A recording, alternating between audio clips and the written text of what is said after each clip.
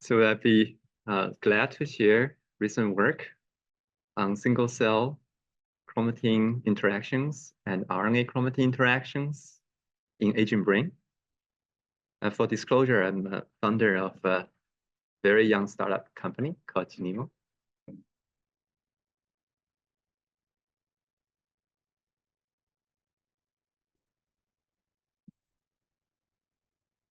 So one of the largest discoveries in the recent 20 years is that our genome is nicely packed and folded, forming a three-dimensional structure in every single cell. And this structure is critical for regulating the expression levels of specific genes. For example, at a particular gene, you could have enhancer, which by genomic distance is far away from the gene, however, looped in 3D to the spatial proximity of the promoter of the gene, allowing for enhancer-promoter interactions, thus modulating the expression level of this gene. Additionally, you could have RNA molecules that are associated with various parts of the regulatory genome that helps to recruit transcription factors or chromatin modification enzymes to modulate the local chromatin environment and thus tune up or down the gene expression level. So while many specific examples have been gradually worked out with a lot of work, one by one, illustrating how the three-dimensional organization of the genome has critical role in regulating respective genes, it remains debatable whether the three-dimensional organization of the genome as a whole would have widespread effect of modulating numerous genes throughout the entire genome. Whether we can extrapolate that to a genome scale remains actually debatable to date. So how do we go about addressing whether 3D genome has such a very high level important regulatory role to the entire genome? One of the proposed approach is single-cell multi-omic genomic approach, titled by this perspective paper, Single-Cell Multimodal Omics, the Power of Many. So the thought is that perhaps if you could, in the same single cell, concurrently profile gene expression response, as well as three-dimensional genome structure, perhaps you can leverage the variation between single cells to interrogate whether there is such a link, not only at individual gene, but also throughout many genes. So perhaps encouraged by that idea, a number of single-cell multimodal technologies have been developed. So these technologies would measure more than one molecular substrate. For example, some of them would measure chromatin open chromatin regions, chromatin accessible regions, or different types of chromatin modification, or gene expression in the same single cell. I would like to put more emphasis on those highlighted techniques, including imaging-based and omics-based techniques that would allow for concurrently assaying the structure of the three-dimensional organization of the genome, the 3D genome, and also gene expression. This would include from the imaging side, DNA-seq FISH+, ORCA, MINA. On the omics side, HiRes is a technique that would be able to provide pairwise genome DNA-DNA interactions and gene expression assay from the same single cell. So I would spend time discussing the music technique. Music profiles multiplex interaction that would include both pairwise interaction and multi-way interaction of the genome, as well as gene expression as we want to, as well as any RNA-DNA interaction if there are. So MUSIC stands for multi-nucleic acid interaction mapping in single cell. So the rationale of developing this technique is that a chromatin complex can be dynamically organized to harbor multiplex chromatin interactions, multi-way interactions, pairwise or multi-way, and or chromatin-associated DNA. So I imagine a chromatin complex would have encapsulated one or two or several interacting pieces of DNA and perhaps 0 to several pieces of RNA molecules in each complex. And there could be numerous chromatin complexes in a single cell. And our design goal of this technique is to enable simultaneous profiling of gene expression, co-complexed DNA sequences, and RNA in those complexes from the same nucleus. To convert that design goal into a DNA sequencing library, essentially we wish to construct a DNA sequencing library with the following properties. We would like to sequence the RNA and the fragmented DNA of the genome together in one sequencing library. We wish to be able to tell which RNA sequences and DNA sequences came from the same cell, thus achieving single cell resolution. We wish to tell from the sequencing data whether the source molecule was RNA or DNA. We want to differentiate that. And we wish to identify any DNA-DNA and or RNA-DNA contacts, including multi-way contacts from that sequencing library. So with those design goals in mind, my previous PhD student, Trinh Nguyen, initiated a strategy to generate a sequencing library, and Trinh got a Stanford President Fellowship and moved on to Stanford as a postdoc. And fortunately, Dr. Zhifei Luo joined us as a postdoc and implemented this technique. So this technique works as follows. So we start with cells, and we obtain the nuclei from the cells, and we anticipate in the nuclei there are chromatin complexes. We fix those chromatin complexes, and then we add specific linker sequence to the RNA and to the DNA by ligation. By the specificity of the linker sequence later, I will sequence the linker and or the DNA or the RNA together, and using the linker sequence to differentiate whether I'm sequencing RNA or DNA. And then we use a split and pool technique to iteratively barcode single nucleus in several rounds. Every round, there is a barcode ended, and after several rounds, the combination of the barcodes would uniquely pinpoint each single nucleus. So through split and pool, we added a series of what we call cell barcodes, and the combination of the cell barcodes pinpoint each single cell. After that, we lyse the nuclei, release chromatin complexes. Now that I have a mix of chromatin complexes in liquid, we take advantage of the 10x microfluid system that would encapsulate a subset of the chromatin complexes in their droplet, in their microfluid-based emulsion droplet they call gems.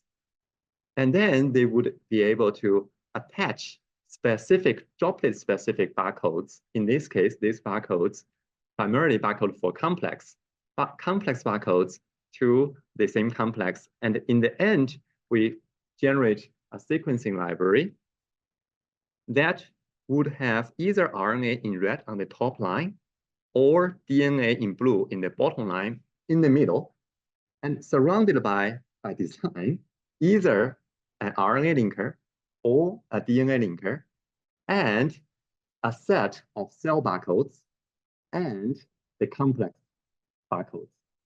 By jointly using the cell barcodes and the complex barcodes, we felt, and we had validation, I'm going to skip the validation, that we can pinpoint each molecular complex of every single cell. Using the cell barcodes alone, we were able to generate a single cell resolution from each single cell, what are the RNA molecule species and interacting DNA species. So now being able to generate such sequence, so we started to generate data from human embryonic stem cells. The reason for choosing that is because there are previous public data generating 3D genome structure from human embryonic stem cells. And there are, of course, plenty of gene expression data there so that we can validate, we can compare with previous public data generated from the bulk of human embryonic stem cells and see, do we correlate? Here on the upper right triangle is the contact map generated from a popular technique called micro-C. It's a technique of assaying chromatin interactions. And on the lower left is the ensemble of single cell data from music. So music data has single cell resolution, but we take it as a whole. And this contact map on the, let me point to the upper right, points to through one chromosome, in this case, chromosome 1, from the beginning to the end on the columns and on the rows, the frequency of contact. For example, here I see higher frequency of contact as opposed to here, I see lower frequency of contact. Some principles that were derived before, including that the closer you are in the linear genomic distance, the more frequently you would have contact. You see higher contact frequency closer to the diagonal line on the upper right.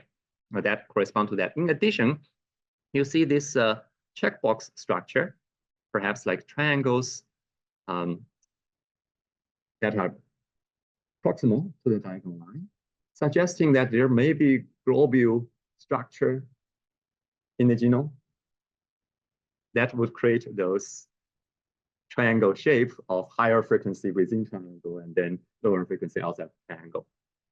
And in comparison, if we use the ensemble of the single cell data from music, we see that we can even visually appreciate that there's very strong correspondence of the interaction structure of the entire chromosome. And so that serves as an external validation to this data. All the analysis that has been carried out came nearly completely single-handedly from Xinzhao Wen Irene in the audience, who will in a month be Dr. Wen, who's currently 5th year bioinformatics and systems biology PhD student, by the way. The program was created from Dr. Shen University. So the other thing that Xinzhao suggested doing as a validation is to compare the RNA reads, the measured expression level of the RNA to previously assayed gene expression levels from the bulk and from single cell. So on the left, the x-axis is the measured RNA level from the ensemble, the entire collection of single cell from music. Every dot represents it. On the y-axis, this is from a previous measurement of the bulk of nuclear RNA sequencing. So here we see that across single genes, across the dots, overall, we see a strong correlation between the measured expression level from the bulk assay on the y-axis to the ensemble of the single cell assay on the x-axis. And so Xinzhao actually decided to went to specific parts of the genome. Here on this part of the genome, she plotted separately the 2 strands of the genome and the RNA transcribed from the positive and the minus strands of the genome. Here on top, from the positive strand, the top two tracks are the bulk RNA sequencing and the bulk nuclear sequencing. There you see a correspondence between its two bulk measurement on the positive strand. And then next track is the ensemble of the single cells from music. You see there's a very strong correlation of where you have the start and end of the transcripts from the ensemble. And next, in the following three tracks, she plotted three single cells. You can see that the data from single cell apparently is a lot more sparse than the ensemble, as we perhaps expected it to be, but also the coordinates is very refined to be corresponding with what you see from the bulk. And on the other strand, there is more promiscuous expression, and then, but still you can see from bulk and from ensemble and from single cell, there's strong correspondence, suggesting that the music technique can recapitulate what we expected measurement at RNA transcription level with strand specificity. The next validity check we wanted to do is about RNA chromatin interactions. When RNA is transcribed from a certain gene, sometimes it can attach to some other place in the genome and carry out regulatory function. One classic example is this KCNQ1OT1 non-coding RNA. What it does is that after it's transcribed, it's actually spread across its own transcription to several hundred thousand base pairs away and silences it. Essentially, this gene has some way of making itself express but silence all the neighbors. That's what this non-coding RNA was known to do. Here we wanted to use the ensemble of the music single cell data to see that we recapitulate that classic example. Here we differentiate the two alleles, the paternal allele and the maternal allele, because this gene also was known to be an imprinted gene. It's only expressed in one of the two alleles. It's not expressed in the other allele. That's the other cool things about this gene. So at the paternal allele and the maternal allele, if I were to look at DNA-DNA interactions plotted here on the bottom track in purple and in the gray track at the bottom, I'm not able to see visually any difference of the DNA-DNA contacts from the paternal and maternal allele. However, if I were to read the transcripts, I would only see the transcripts from the paternal allele. I nearly do not see any transcripts from the other allele. And the paternal allele, also I see plenty of RNA DNA interactions from this gene to neighborhood of this gene. So this checks out to what we expect to see. At this moment, if I can briefly summarize, music concurrently profiles DNA-DNA, RNA-DNA interactions, and transcriptome in single cells.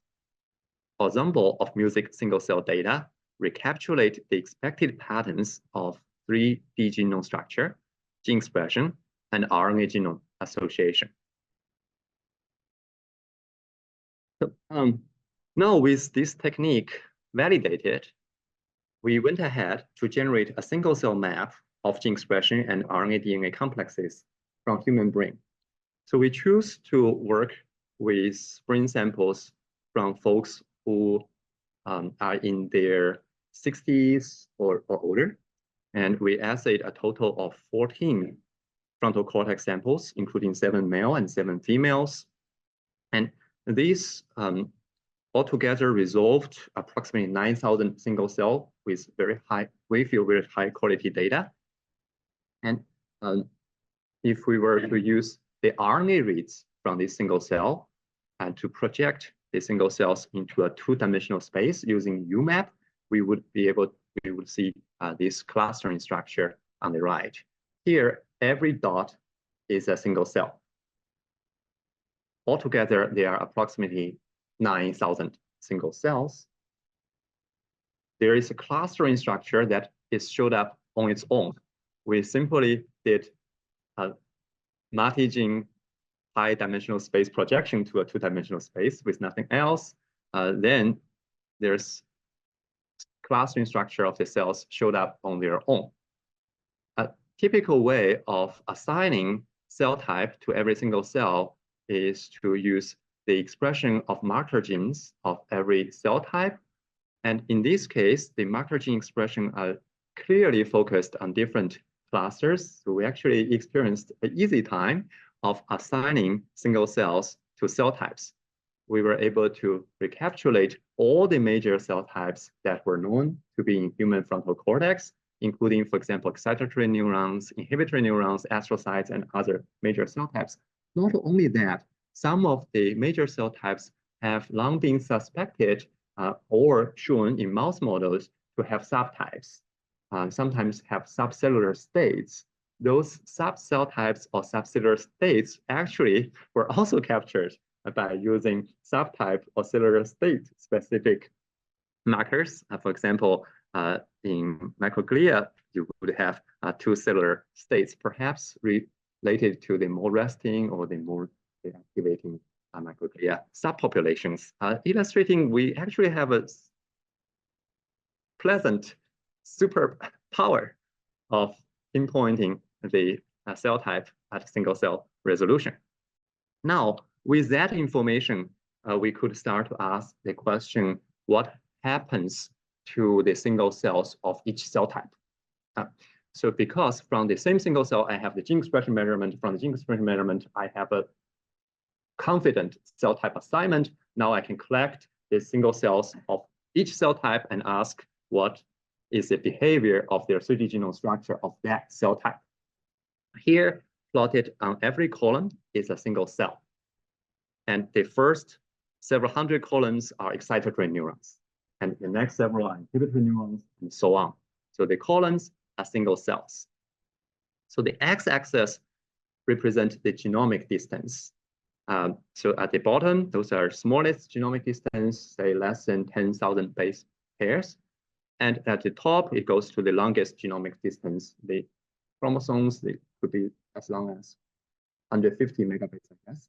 So that you would have genomic distance from 10 kb to 50-100 MB genomic distance. So the color intensity represents the frequency of DNA contacts. So if I were to, for example, use the last column of the excitatory neurons as my mouse, so if I were to point to,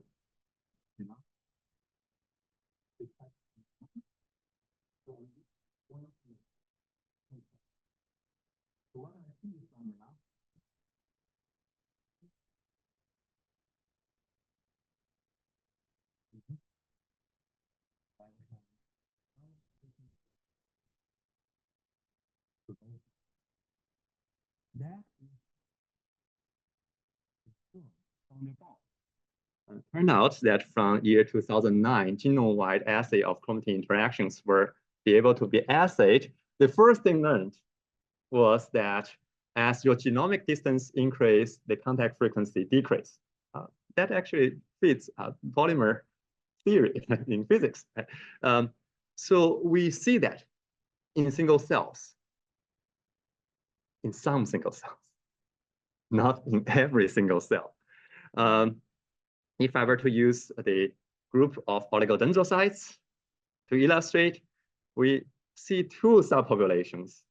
The pink, in the circle in pink, are the populations that we expect to see, where more contacts at shorter genomic distance. And as genomic distance increase, contacts disappear. However, to our surprise, there was another subpopulation that no longer keeps the highest contact frequency at local chromatin, at local genomic area, at a short distance. That was a surprise. That wasn't known before. We weren't even sure whether that was true at that point. But however, that was the observation. And this seemed to be appearing not only in oligodendrocytes, but in other cell types as well. But oligodendrocytes is a larger subpopulation of these single cells. So what are they, and do they correlate with any biology, or is there any reason that there is such a single cell? To do that, we first did this rough, crude binary categorization. So in every cell type, we simply mark it as the ones that have high contact at short distance. We call it local chromatin structure preserved, or LCS preserved subpopulation, and the rest we call it local chromatin structure eroded, LCS eroded subpopulation. So yeah, there are two populations. And so at the time we submitted the paper for review, the reviewers really pushed us to say, what is the biology? And when we got those reviews, at the same time, there was a modeling paper published. That modeling paper was able to take single cell transcriptome readout to compute a model-based estimate of single cell age. What does that mean? It means that, well, when we have an entire organism or entire animal, we have an age, but the assumption is that not all the single cells of the same person or animal are of the same age. Depending on transcriptome profile, some are even older single cells, some are even younger single cells. So they were able to extrapolate from the gene expression of older and younger people, older and younger animals, and construct a model to extrapolate the single cell. Now, in single cell, you would have older and younger model-based estimate of single cell. Great. So that model came out at the same day. That model appeared online. Xinzhao re-implemented that on her own. Use that model, use the single cell transcriptome data of every single cell, and computed the model-based single cell transcriptome age denoted in color. So the more blue the color is, the younger the model-based single cell transcriptome age it is, the more red it is, the older is the single cell's transcriptome age. Now that we see what happens here are the LCS preserved cells are younger in transcriptome age. The LCS eroded cells are older in transcriptome age. And that opened our interpretation. And then we went back to see the Alzheimer's disease pathology. And we have those samples pathological grading. And we put the gradings in there. We said that overall, that the LCS preserved the normal chromatin structure cells would be more enriched from the normal pathology, whereas the eroded, problematic, older single cells actually are more associated with greater AD pathology. And turned out there's also a sex difference over there in oligodendrocytes. So the females, unfortunately, would more associate with the LCS eroded, the problematic single cells. It's known that in terms of age-matched male and female in Alzheimer's incidence, there are 12 women. There might be some association over there. If I were to give a quick summary, chromatin structure reflects single cell age and disease status. Brain cells exhibit variable degree of loss of a compact local chromatin structure. These LCS eroded cells exhibit an older transcriptomic structure. Alzheimer's brain has more LCS eroded cells, older cells, than control brain. In oligodendrocytes, female has more older LCS eroded cells than the male.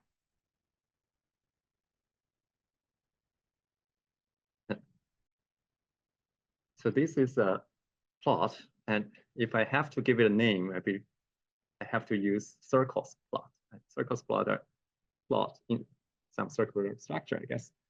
My question is, what do you think might be the underlying data that was used to draw this plot?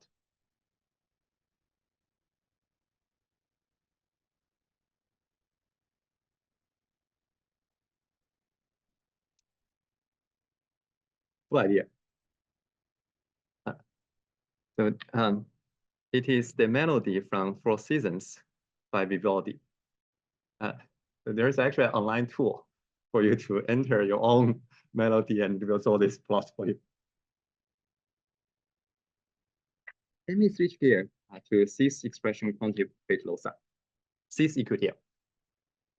So those are genomic locations where sequence variation across people regulate or correlate to gene expression variation across people. So when I have a cis expression quantitative trait loci, I have a genomic location that is not too far from a target gene, where the personal genetic difference explains, to some extent, the personal variation of the expression of the target gene. That is a cis expression quantitative trait loci, a cis EQTL. So there has been efforts to systematically map this cis EQTL across individuals in specific tissue and cell types. We can imagine, for example, that perhaps sits at the heart of personal medicine. That's how you interpret personal genomic difference to all the regulatory response difference.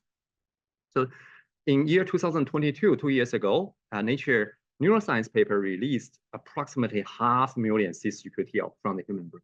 So that's so far the most comprehensive analysis of mapping cis EQTL from human brain.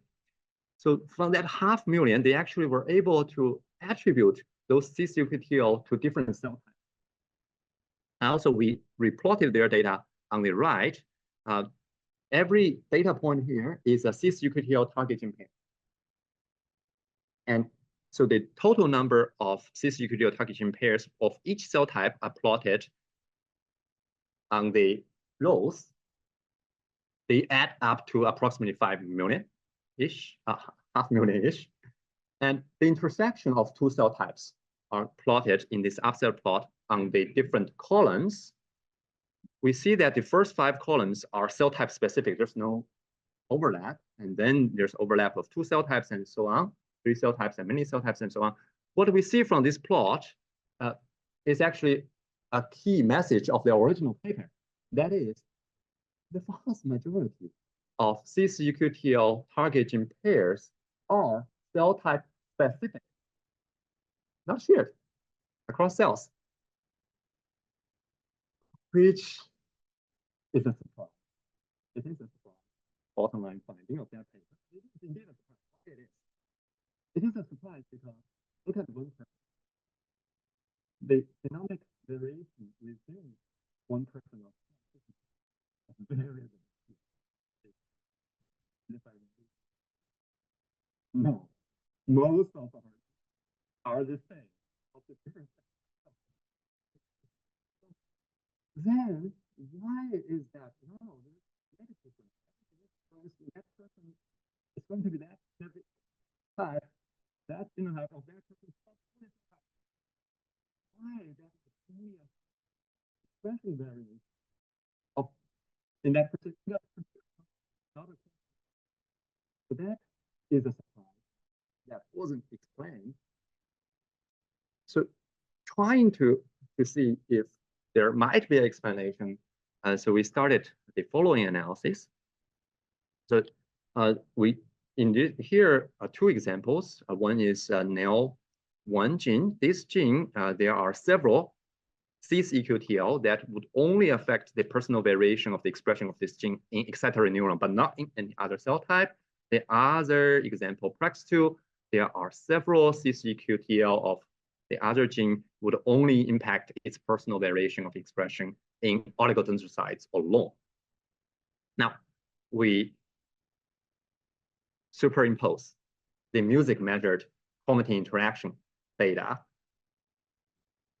Here, in the NEL1 gene, we see contacts, DNA-DNA contacts from the cis EQTL that are more than 500,000 base pair away to contact the promoter of this gene.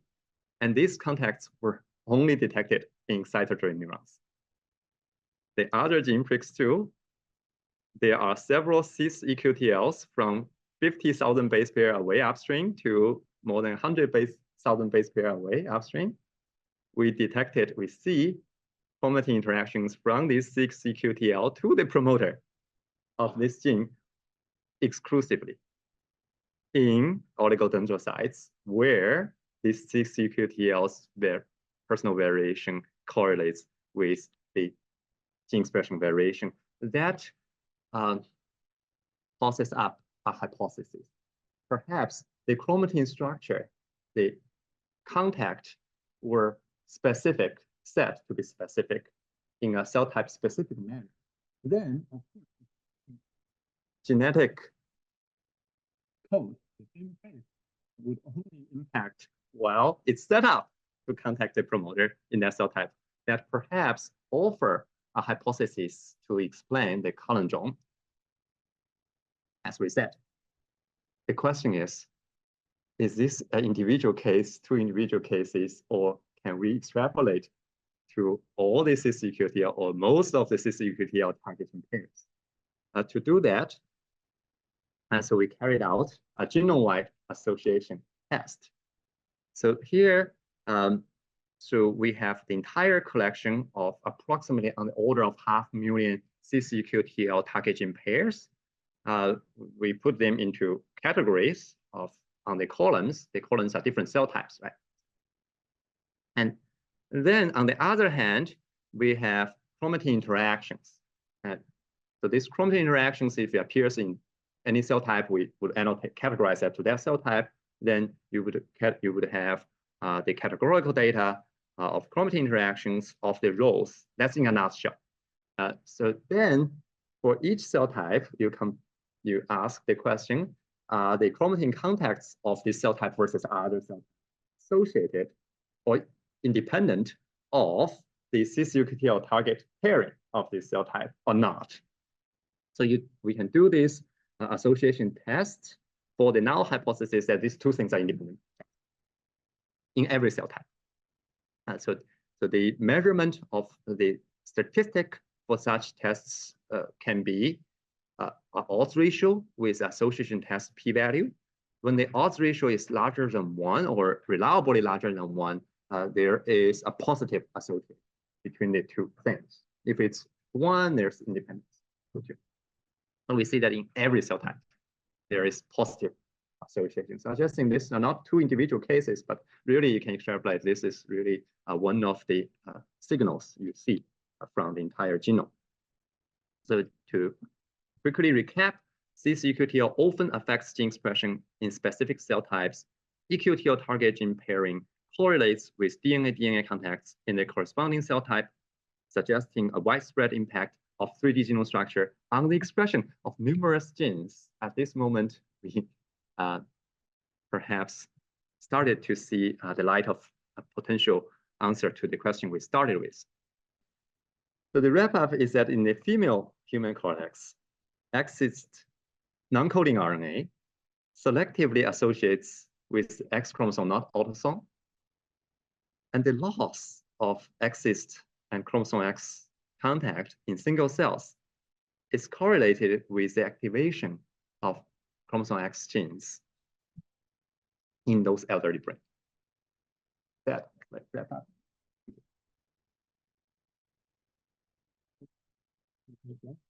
Then, if there's flaws, I must also acknowledge my team.